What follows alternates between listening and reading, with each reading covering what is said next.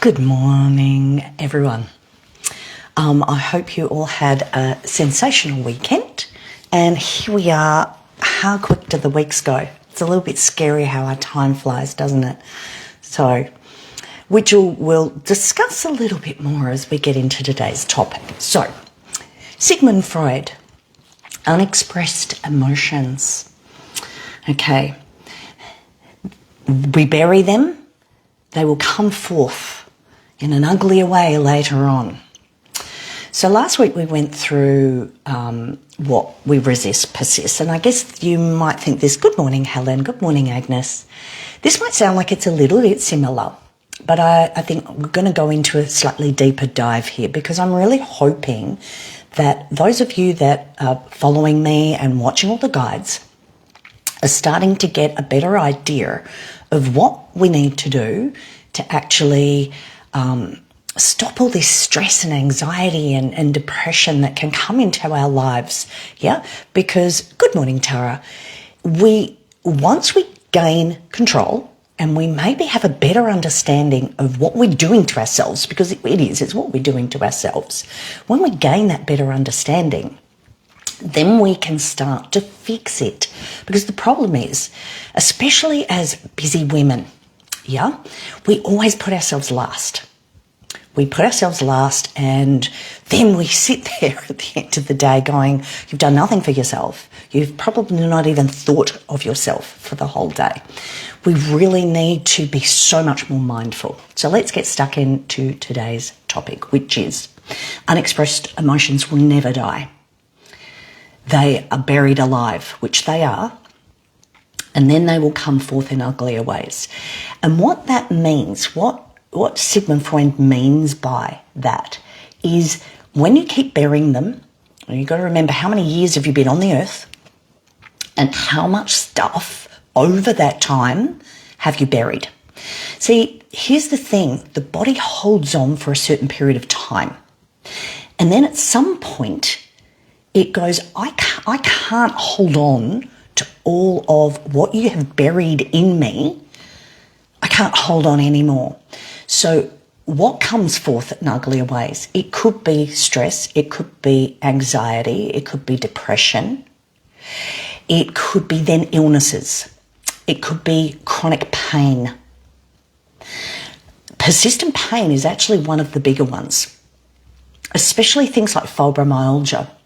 I don't know if you guys know that, but fibromyalgia absolutely is when we have buried so much stuff within ourselves that the body just can't hold it anymore. See, the thing is with fibromyalgia, it moves all around the body. So one day it could be here, then it could be here. We're sensitive to touch. We're probably very sensitive as people as well. And funnily enough, when I'm teaching my classes, and sometimes when I need to partner with someone, I can tell the people that are people pleasers. When we start to play like the ball games that we play in class, where we're working the cognitive processing, the reason that I can tell the ones that maybe have been burying everything because they're people pleasers and they look after everyone else before themselves, maybe not even look after themselves, when we're playing ball games, when they're throwing the ball back to me, they're trying to figure out what my left and right is to help me. Why would we do that? We're throwing a ball to them, for goodness sake. Why do we need to figure out what their left and right is to help them? We don't. So when it gets down to that and you look at that, you go, oh my goodness. If we are like that, we're probably sitting on the edge. Yeah, we feel okay, and it doesn't take much to flip us on either side of that fence. So these, I've got my notes here, so I'm going to need to keep looking at them. So I don't want to miss anything today, because I have a terrible habit of not getting off track, but maybe going into depth into something that I maybe didn't want to go into. So I want to make sure I don't do that today. Okay, so the journey that we have in life stirs up so many different emotions, yeah? We all know that, anger, joy, sadness, excitement, and we can maybe flip from one to the other. It's this whirlpool of feelings and emotions that we get, which we all know. I don't need to tell you that. But it's the negative ones. So if you haven't watched all the guides that I've put on on A New Way Out, I do suggest you go to the guide section and go through them, because within there you're going to sit there and you're going to go, oh my goodness, yes, that's me. You will, absolutely. I go through all these different things. So all this whirlpool of emotions going in, but then we suppress them for different reasons. I can't deal with that right now. I don't want to deal with that right now. I don't know how to deal with that right now. So we'll just shut that down. Forget about that, and I'm going to go on with life. That's what we do, each and every one of us. I know. Remember, I've been through this journey. For those of you that don't know me, I was abused for 25 years through a relationship. Pulled myself out of that, which took so much guts. But then I was left with all this stuff, which meant that any relationship I tried to have after that point was, why did it keep failing? Why was I keep attracting the wrong type of people, both friends and maybe a new partner? It wasn't until I fixed myself that I actually found what I was looking for. Yeah? Anyway, got off track ever so slightly. Suppression isn't resolution. So those unexpressed emotions, because we leave them unexpressed. They don't fade away. They don't go anywhere. They just merely find a hiding place in there somewhere. And you might think, yeah, but I don't feel it. I feel okay. Oh, yeah, you do, consciously. But remember, it's the unconscious mind that is controlling everything. That's controlling you, your actions. It controls your autonomic nervous system. It decides what heart rate you're going to have. It decides how your blood pressure is going to be. So if it's doing that, don't you think that that's going to affect every other system in your body, especially your gut? Our gut is one of the biggest things that bears the brunt of all of this stuff. It really does. It can set so many problems within us. And then, of course, that has that knock-on effect. And that's what this is all about. It's this knock-on effect that all these things have. See, the thing is, all these emotions you're feeling, they are valid. You feel them. They are real. And they deserve to be heard. And that's the thing. They do deserve to be heard.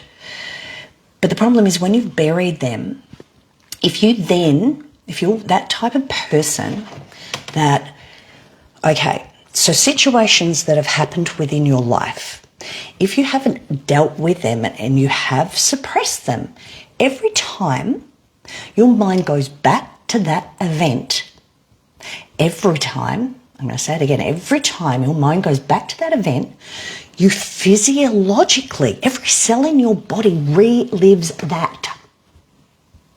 So whatever you felt, smelt, saw, felt, every time you go over that situation, your body doesn't actually understand that was then and this is now.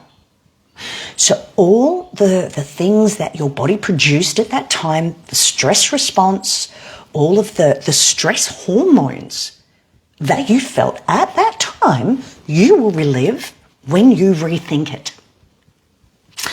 That's what living in the past does.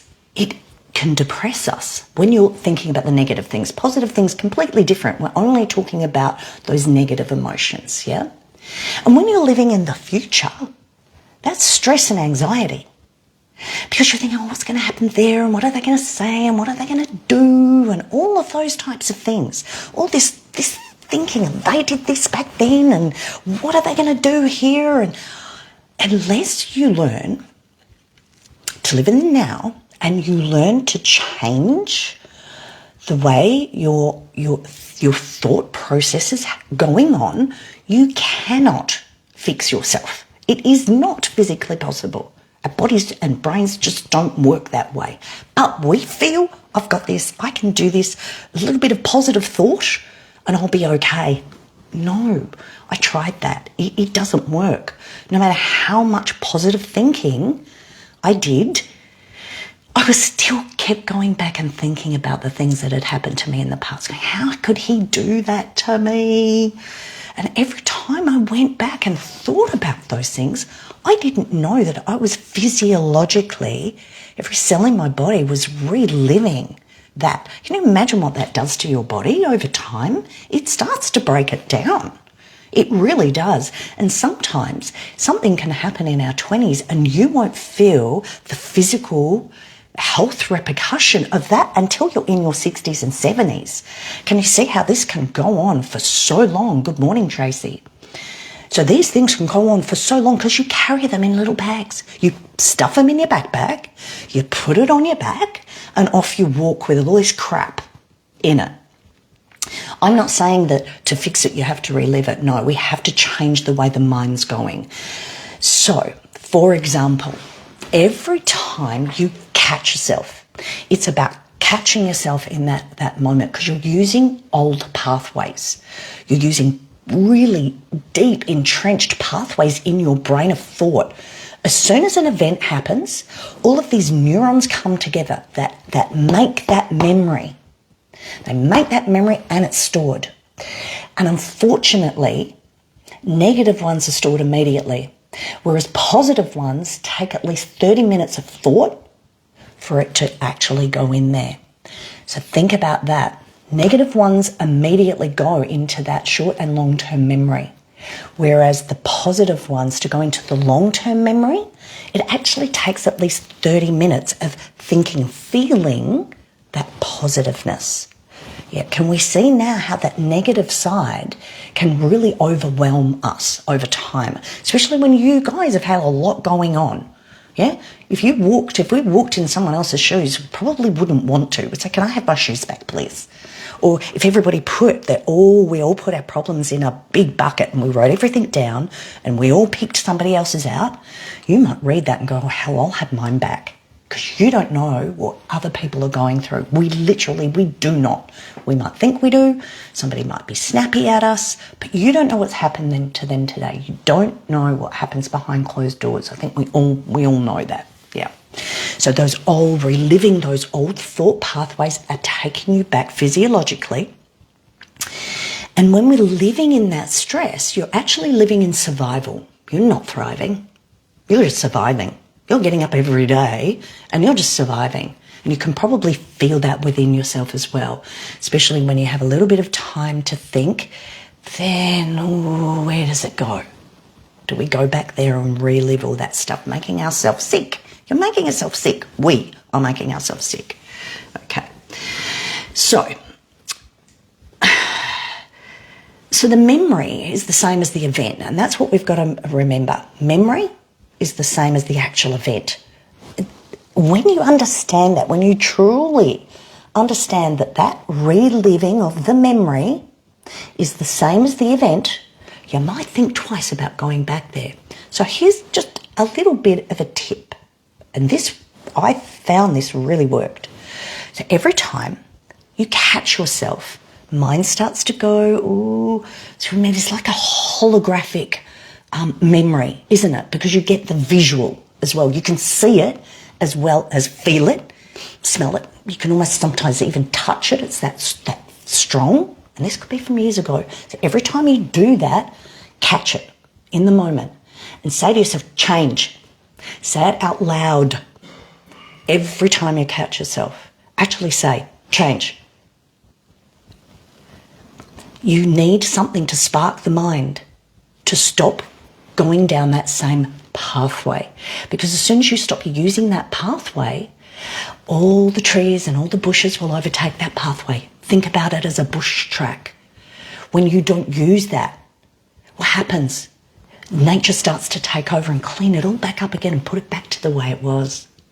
If we don't use those old neural pathways, our brain does the same thing. Oh, my person's not using that pathway anymore. I don't need that. So if you catch yourself in the moment, think to yourself, change. But you've got to say it out loud. And it's got to be change, short, sharp. They've scientifically proven that these things do work. So if we can stop it in the moment and you find yourself going down that negative pathway, a quick word, change, and then immediately think about something else that is positive. So for those of you that have done my course, and some of you don't necessarily need to do the whole course, some of you just need a few sessions with me for me to help guide you through all of this stuff that has gone on in your past, yeah? skills and tools that you need, because believe it or not, when we break it all down into its simplicity, it is actually quite simple. But you've got to start somewhere. So my suggestion is, every time you find you're living in the past or you're living in the future, there's nothing you can do about either of those two things in your present moment. All you can do is actually live in your present moment and enjoy what you're doing at that second. So if you're, let's say you're at a function or a family event or something and everyone's having fun, but you're thinking about the things in the past or the future and you're not living in your now and you're not enjoying your moment, you're missing your life. Are you missing your life? Yeah, because I was for a long time. I was so entrenched in what had happened to me and what might happen over here that I've kept forgetting to live in my moment. Yep, enjoying the people that I'm with, enjoying the moment. So I want you to think about that, because when you're under long-term stress, you're living in survival mode. You are. And you know you are. How do I fix it? That's why I'm here to help you.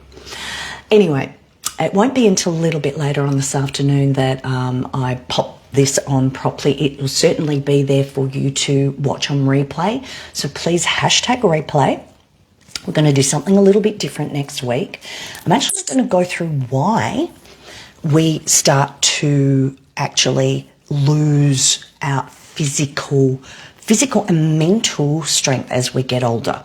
I want to go through the steps that we do to ourselves to actually make it so that by the time we get into our 70s and 80s, we maybe can't walk or move functionally anymore and we end up in aged care. Because that's the biggest passion of mine, is basically keeping people out of aged care and keeping people in control of themselves and living their best and happiest lives. Yep, without all this stress and anxiety that we put on ourselves, because we do. Anyway, so again, when you find your mind heading down that track, say to yourself, change, short, sharp. Snap yourself out of going down that psychological pathway that contains all that negative crap. By all means, if it's a positive memory, go there and relive that, because that's good. That gives the body what it wants. But if it wasn't a good situation that you were in, you've got to stop going down that pathway. Because believe me, when you stop using it, when you stop using that, your brain at some point won't even go there anymore. How wonderful would that be if you didn't have to keep reliving stuff and you're in control of that, which is exciting. A little bit more to it than just saying the word change. But as you know, I know I've got some people watching at the moment that actually did my full 10-week course, and I know what all of you got out of that. But sometimes you will need reminders because we let things slip. Don't we, everybody? Anyway, so please hashtag replay so I know you've watched it. And comments, please, guys. Let me know how you're going with things, because I want to know. I do. I want to know how everybody's going. So I shall see some of you very soon at our 9 o'clock class of cardio.